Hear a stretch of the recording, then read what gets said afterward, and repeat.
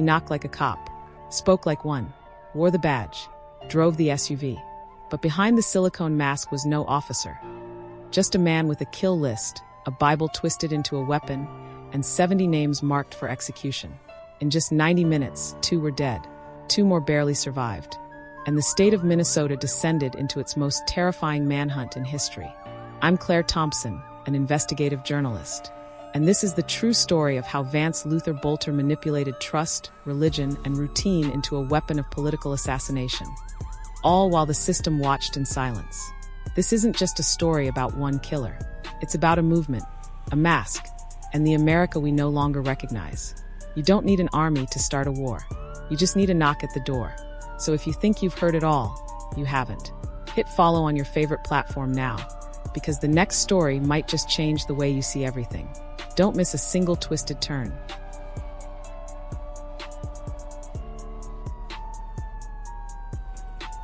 Chapter 1. The knock at the door. It started with a knock. Not a bang, not a scream. Just a knock, soft, deliberate. Around 2 a.m. on June 14th, 2025, at a quiet home in Brooklyn Park, Minnesota. The kind of knock you get from someone official. Someone you open the door for. Inside that house were Melissa Hortman, age 55, former Speaker of the Minnesota House of Representatives, and her husband, Mark, age 58. Both were awake. Both were used to late calls, political emergencies, campaign volunteers, the occasional knock from local police. They lived a public life, and this wasn't the first time someone came to the door late at night. But it would be the last. On the other side of the door stood a man who looked like a tactical officer. Full dark gear, utility vest, heavy boots. His SUV was parked out front, dark-colored, tinted, with red and blue police lights flickering behind the grille. It was marked police. He had a badge. A radio. Even his face, calm, hardened, looked like a career officer. But it wasn't a face. It was a mask. Hyper-realistic silicone. Meant to deceive. And it worked. Melissa answered the door. In seconds, she was dead. Shot point blank. Mark followed. Shot just steps behind her. The house lights flickered on, motion sensors triggered. A neighbor saw the vehicle idle, then disappear silently into the dark suburban streets. By the time police arrived, it was too late. There were no demands, no warning, no manifesto. Just 2 bodies, and a scene so calculated, it didn't feel like rage. It felt like precision, and that's what chilled us all. My name is Claire Thompson. I'm a journalist based in the Midwest. I've covered political scandals, extremist plots, and more than one cold case. But when I was sent to cover this, I didn't realize at first that I wasn't just following a killer. I was following a manipulator. Vance Luther Boelter, 57 years old. Not a drifter. Not a gang member. Not a disgruntled employee. A former church leader. A self-styled security consultant. A man who claimed to walk with God and carry a badge. And yet whose only real calling was control. He didn't just pull a trigger. He pulled strings for years. He wore a police costume not to hide, but to weaponize trust. He used a mask not to escape, but to become whoever he needed to be. And he built a hit list, dozens of names, by exploiting data brokers, voter registries, and digital footprints. He stalked his targets like prey, not because he knew them personally, but because they represented ideas he was taught to hate. It wasn't spontaneous. He had been planning this, building up to it, slowly and methodically.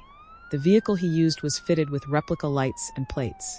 The weapons he carried, a 9mm Glock and AK-style rifles, were organized, maintained, and stored with military-like discipline. And in the passenger seat, a notebook. Names, addresses, notes on habits, time logs, red check marks. It was a kill list, made by a man who wanted to feel like law and order, but in truth was chaos wrapped in authority. This wasn't just about ideology. It was about manipulation on every level. Physical, emotional, visual, psychological. That first knock on Melissa Hortman's door was more than an act of violence. It was the beginning of a political assassination campaign unlike anything Minnesota had ever seen.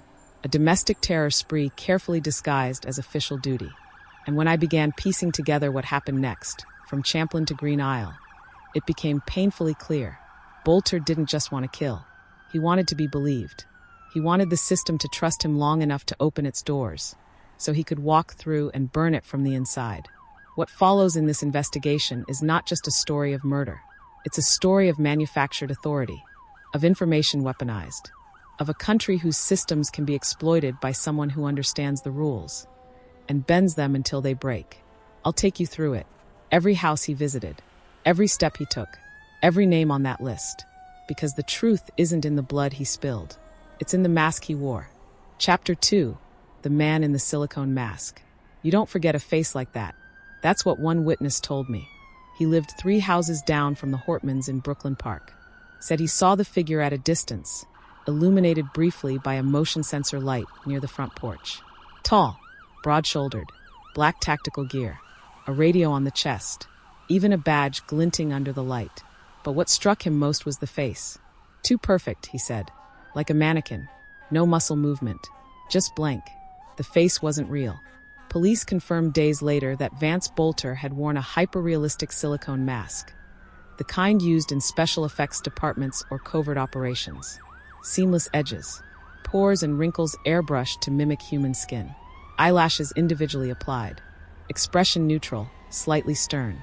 A face designed for one thing: believability. But here's what chilled me. This mask wasn't store-bought. It was customized. The make and model traced back to an underground supplier known for discreet orders. No facial hair. No ethnic ambiguity. Just a generic authority look, calculated to fall into that subconscious space where people instinctively obey. Because the mask wasn't about disguise. It was about manipulation. Boelter knew that people don't look closely under pressure. That in the dead of night, if you flash a badge, wear a uniform, and keep your voice low and assertive, most will comply. And he prepared for that moment. He had the SUV modified months in advance. Blacked out windows, unregistered plates, red and blue LED light bars hidden behind the grille, police decals printed with professional vinyl.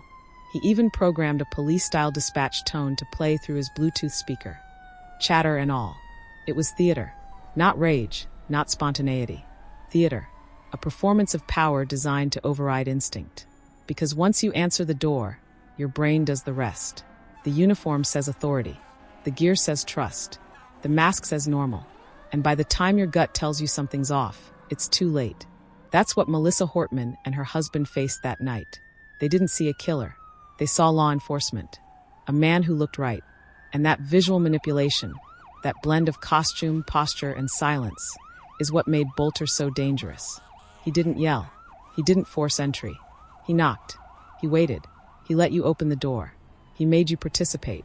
In the days that followed, I spoke with digital forensics teams and behavioral analysts assigned to the case. They described Boelter as obsessively rehearsed, not just operationally, but psychologically. His social media was scrubbed. His digital footprint light. He ran prep drills in rural areas, observed on traffic cams weeks prior, testing how people reacted to his outfit when he knocked on random doors and claimed to be checking on disturbance reports. No one questioned him. They all let him leave. This is what I want you to understand. Boelter didn't just manipulate individuals. He manipulated a system of perception. He understood how we respond to symbols, a badge, a voice, a face of calm authority.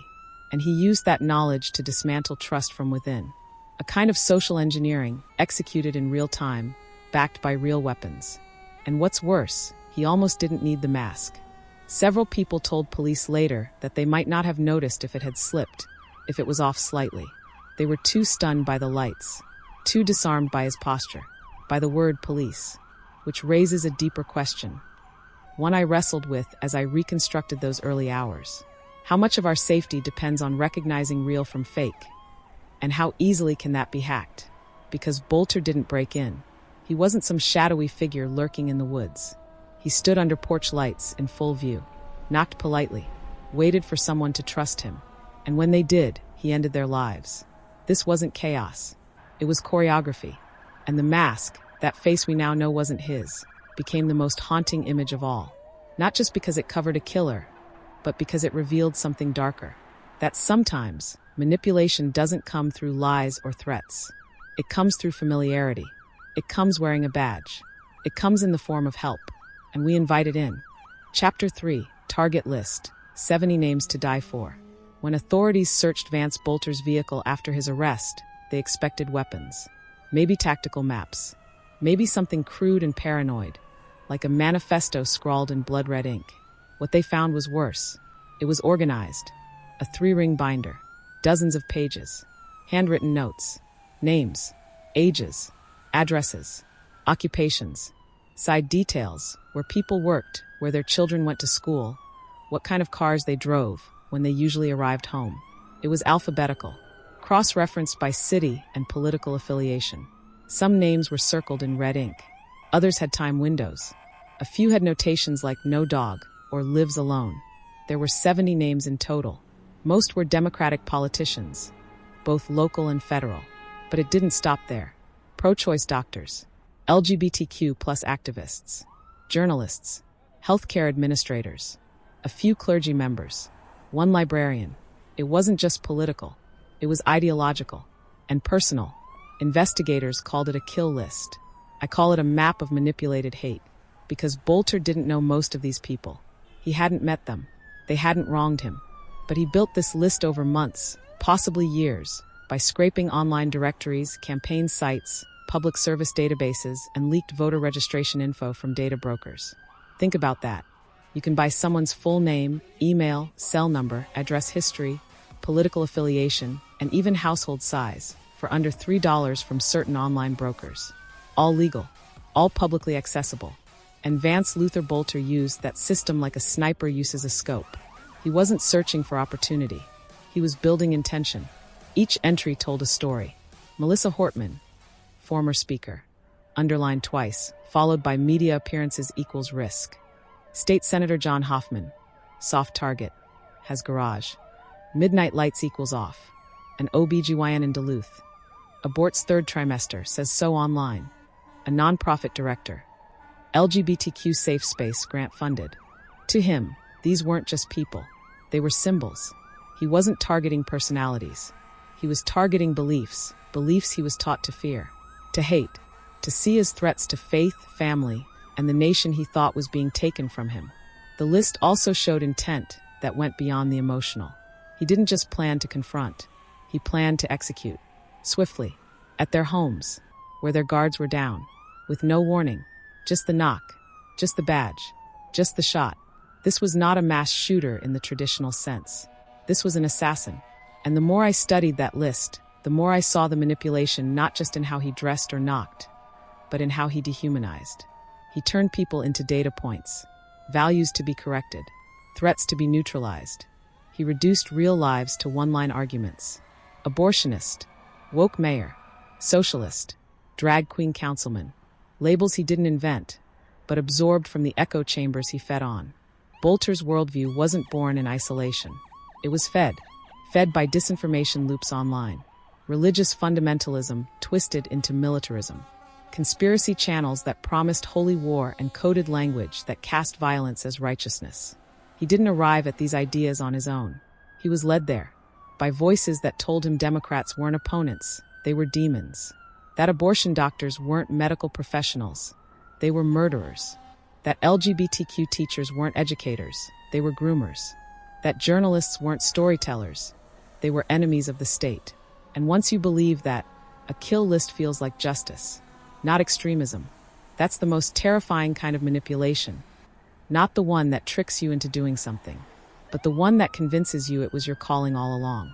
By the time Boelter finished that list, he had convinced himself that murder wasn't murder. It was ministry.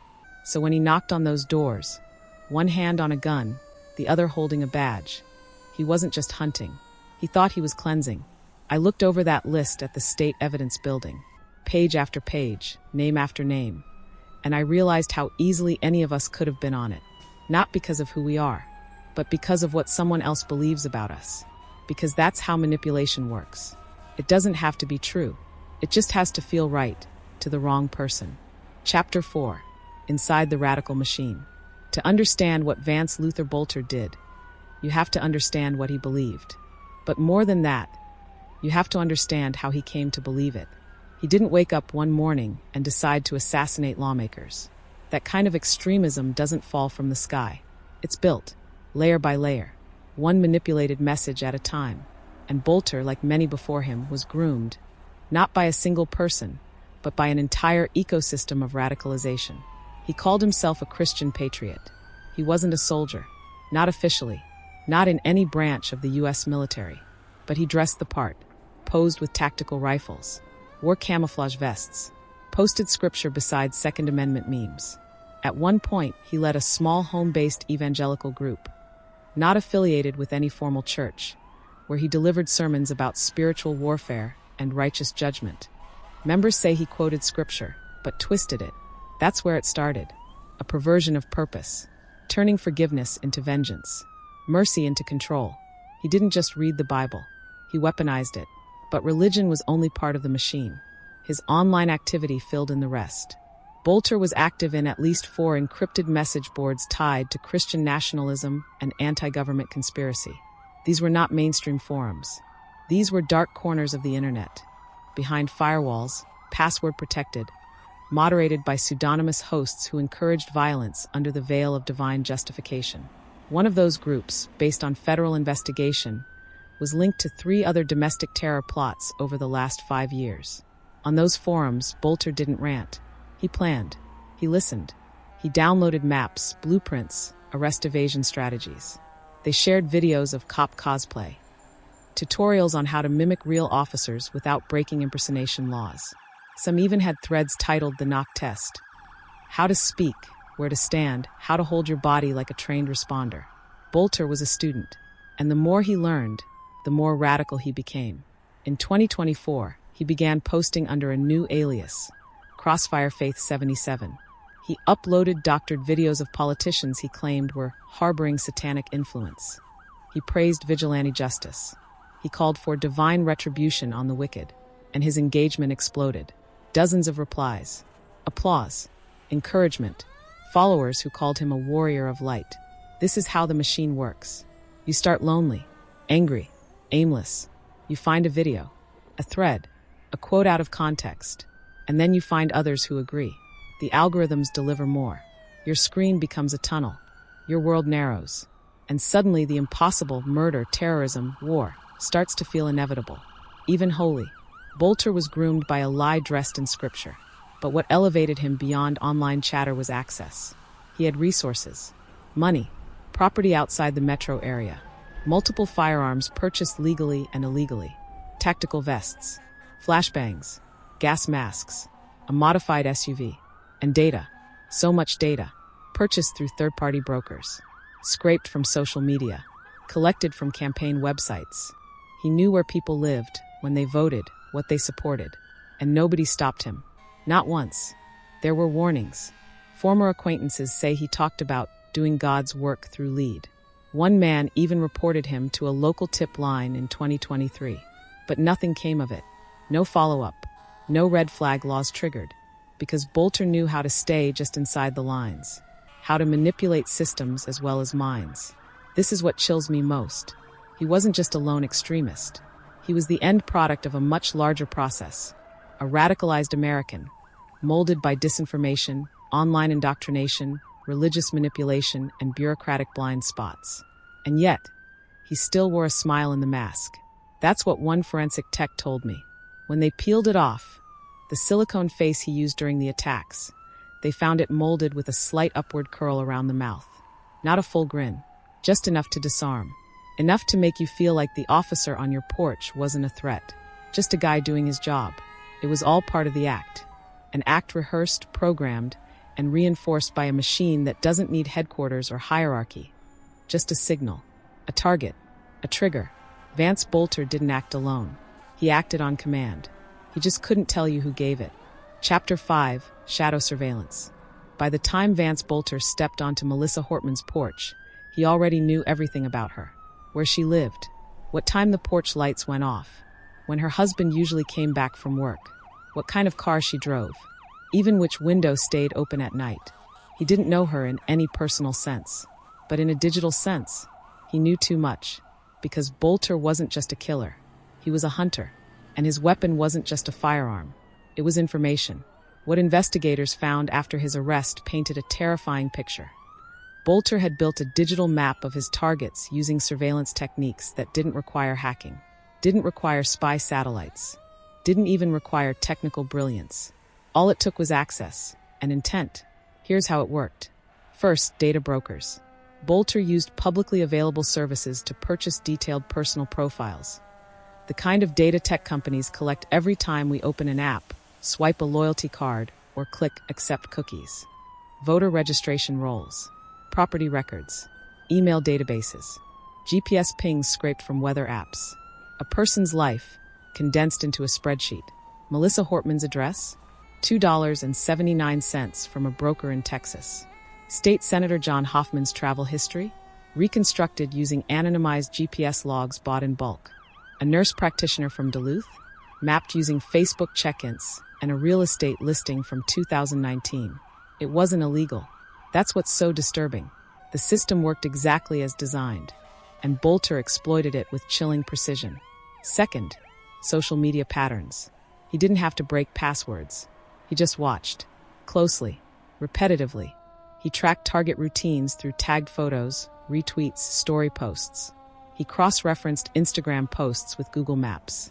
Downloaded images to study door layouts. Monitored local Facebook groups for public events and likely absences. He even ran background checks on delivery schedules. Watched Amazon drop-offs to see who opened the door. Tracked garbage day. One neighbor confirmed Boelter had driven by her house at least 4 times in the weeks before the shootings, wearing different hats and parking just out of frame of her Ring camera. He was casing homes like a burglar, but with the long view of a military op. Third, online behavioral scraping. This is where it gets darker. Boelter accessed known leaks from major social platforms. Some of these were shared in far-right forums, full data dumps from previous hacks. He used scripts to scrape emails and cross-check logins with services like Have I Been Pawned. Then, if a target had used the same password on multiple sites, and some did, he'd gain access to calendar events, private posts, old messages. In one instance, he printed out a private family vacation photo taken from a hacked cloud folder. He marked the address on the back. That person never knew they were on the list. Until now, this wasn't surveillance in the traditional sense. This was shadow surveillance, digital stalking without detection, low-tech, high-impact, done from a laptop in the quiet corners of Minnesota's rural edge. And it worked because the infrastructure was already there. Boelter didn't build a surveillance network. He simply stepped into one we all live inside. The manipulation wasn't just what he learned about his victims. It was what he made them feel. That no place was safe. That no life was private. That no home, no matter how suburban or quiet, was out of reach from a man who could wear a badge, speak calmly, and knock when you least expected it. That's the insidious power of this kind of manipulation. It doesn't need brute force. It needs familiarity. He weaponized routine. He weaponized our digital footprint. And he did it under the radar. No formal intelligence training, no hacking tools, no team. Just a man with time, intent, and the quiet rage to make people's personal lives into tactical vulnerabilities. As I traced his process, I began to see how close we all are to being exposed. Not just by bad actors, but by the systems we trust. The same ones that remember your birthday, recommend your next movie, and offer location-based coupons, can also put a gunman on your porch. Vance Boelter didn't need to break in. He was already inside. Chapter 6, the 90-minute terror window. It began at 2:03 a.m. and ended at 3:32. 90 minutes. That's how long it took Vance Luther Boelter to carry out the most coordinated political attack Minnesota had ever seen. Not a random rampage. Not an explosion of rage. This was surgical, calculated, a terror operation executed with eerie silence and mechanical rhythm. And during those 90 minutes, democracy bled. Boelter began in Brooklyn Park. His first targets, Melissa Hortman, former Speaker of the House, and her husband Mark. As we've covered, they never stood a chance. He rang the bell in uniform. Masked. Silent. Within seconds, both were down. No neighbors reported shouting. No security system went off. The SUV marked police disappeared quietly into the night. He had already pre-programmed his GPS with the next stop, Champlin. 14 minutes later, Senator John Hoffman and his wife Yvette were waking up to the same knock. They had just gone to bed. Yvette was still brushing her teeth when she heard it. Unlike the Hortmans, they didn't open the door immediately. Hoffman glanced through the peephole and noticed something odd. The uniform looked right, but the officer wasn't moving quite like one. That hesitation saved their lives. Boelter opened fire anyway. Through the glass. Through the walls. Hoffman was hit in the shoulder. Yvette in the leg. They scrambled down the hallway, bleeding, panicked. He fired 5 more shots, then retreated when the porch lights triggered. The senator's dog, a German shepherd, began barking wildly. That may have been the tipping point. Boelter backed off. A neighbor called 911, but by the time police arrived, Boelter was already gone. 35 minutes in. 2 homes. For victims. 2 fatalities. He wasn't done. At 2:55 a.m., Boelter pulled into a quiet cul-de-sac in Blaine. Another name on the list. A local pro-choice advocate who chaired a public health nonprofit. Her lights were off. Her car was gone. Out of town for a speaking engagement. He circled once. Parked. He knocked anyway. Surveillance footage later showed him standing on the porch for exactly 37 seconds before leaving. It wasn't random. It was ritual. A routine rehearsed so often it didn't matter whether someone answered. He was there to complete the loop. At 3:12 a.m., his SUV approached the home of a high-profile abortion clinic director in Maple Grove. But something went wrong. A patrol car, just blocks away, noticed the vehicle's unusual decals. The SUV slowed, then turned off its headlights. A brief, high-stakes standoff unfolded. Boelter pulled into a driveway, shut off the engine, and waited. The officer didn't engage immediately, not knowing whether this was a legitimate undercover vehicle or a threat. That hesitation gave Boelter time. He reversed, made a sharp turn, and vanished into a side street before backup arrived. The timeline stops there. At 3:32 a.m., all digital pings from Boelter's vehicle went dark. His burner phone disconnected from its signal tower. The license plate recognition cameras picked up nothing beyond that hour. The rest of the state slept through it.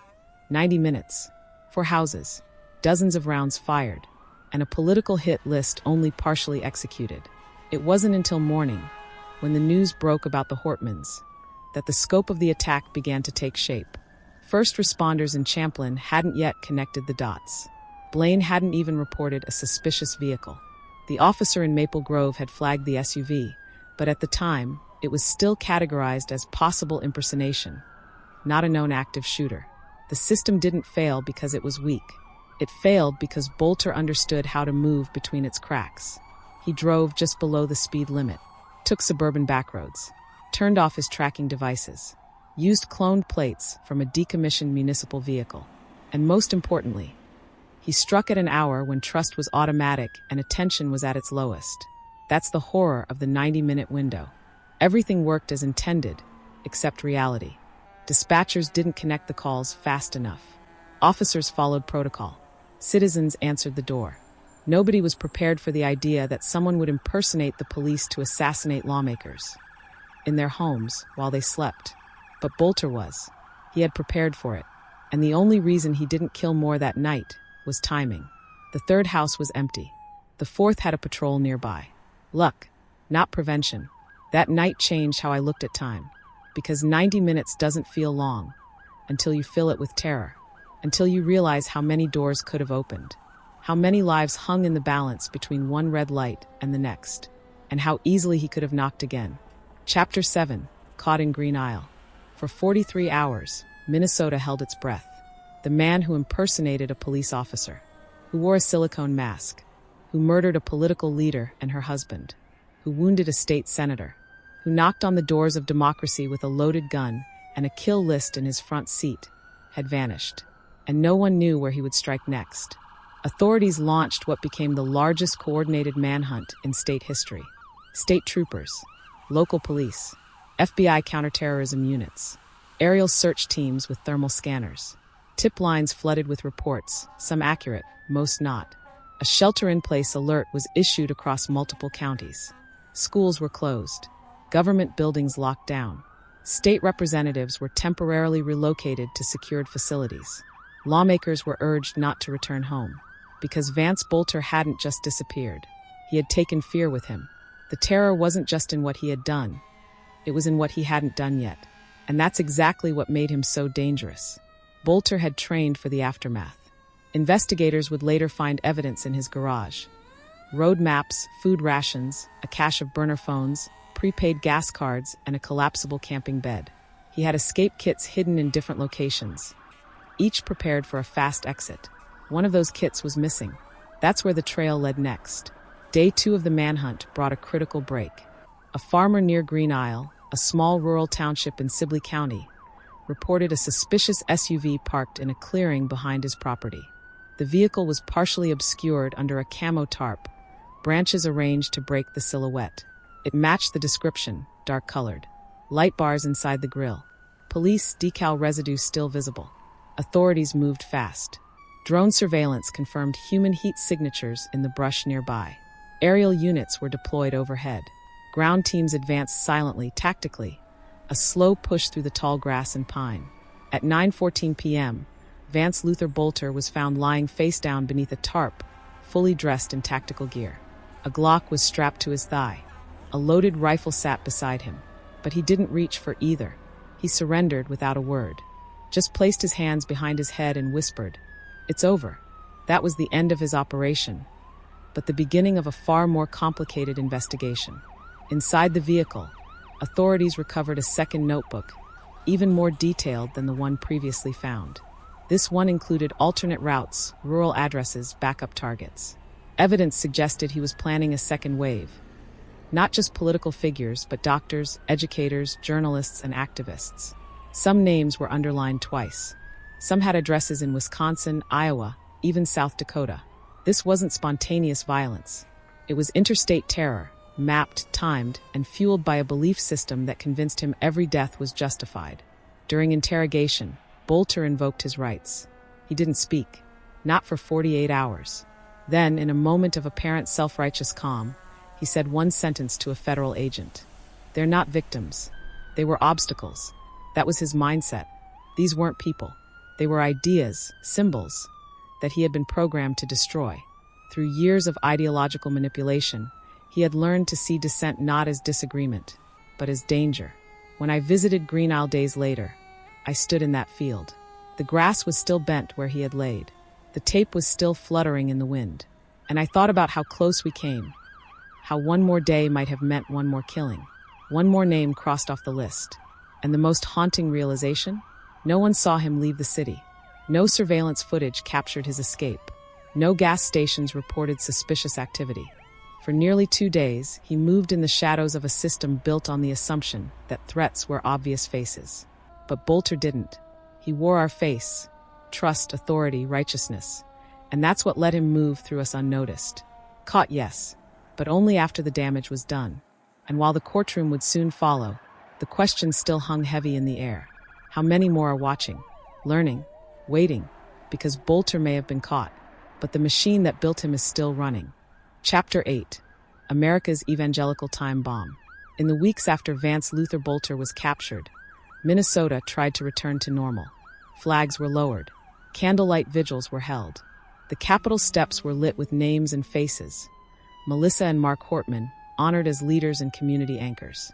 Senator John Hoffman, still recovering, gave a brief but emotional statement about unity, fear, and faith in the democratic process. His wife Yvette stood beside him, walking with a cane. They were lucky to be alive. But beneath the solemn tributes and speeches, something remained unsettled. Something that went beyond security footage and ballistics reports. It was a question that echoed in every interview I conducted, every hallway I walked through, every small-town sheriff's office I sat in. How did this happen here? And the answer no one wanted to say out loud was this: because it was meant to. Not by one man, but by a movement, a slow-building, untraceable manipulation of American identity, disguised as religion, framed as patriotism, fueled by isolation, resentment, and fear. Boelter's act of terror was not a glitch. It was the byproduct of years of unchecked radicalization. The kind that doesn't show up in mass protests or riots, but in YouTube recommendations, Telegram groups, pulpit whispers, and men's prayer meetings that gradually turn into gun-range strategy sessions. This isn't about Christianity. It's about Christian nationalism, a dangerous distortion of faith that confuses scripture with supremacy, that claims moral authority while plotting political violence. The ideology Boelter believed in wasn't isolated. It was structured, shared, reinforced. He wasn't a lone wolf. He was a disciple. And what makes this moment so fragile is that he's not alone. According to recent Homeland Security assessments, threats tied to Christian nationalist extremism have risen over 300% in the past 5 years. Hundreds of self-styled militias now operate under banners that mix crosses with colonial flags. Sermons calling for holy war are broadcast on encrypted streams. Churches with 30 members quietly hold weapons trainings under the guise of safety teams. There are no official uniforms, no open calls to arms, just scripture twisted, patriotism poisoned, identity reprogrammed. Boelter's notebook wasn't just a kill list. It was a belief system, and belief is hard to ban. That's what makes this so much more than a criminal case. The legal system can charge him with murder, attempted murder, weapons violations, and domestic terrorism. He will likely face the death penalty under federal charges. His trial, if it goes to court, will become a landmark. But the court can only convict a man. It can't convict a movement. And that's where we're left. Because as a journalist, I've covered political violence before. I've seen ideology used as a weapon. But this case was different. It wasn't loud. It wasn't messy. It was quiet, clean, executed like a sacred ritual, with confidence, with certainty, with the unwavering belief that God had signed off on the bloodshed. That's the most terrifying manipulation of all. Not just the ability to deceive others, but the ability to deceive yourself so completely that murder becomes ministry. Boelter believed he was righteous. And unless we confront the systems that nurtured that belief, there will be another Boelter, and another, because this time bomb is still ticking, and it doesn't need orders to go off. It just needs silence.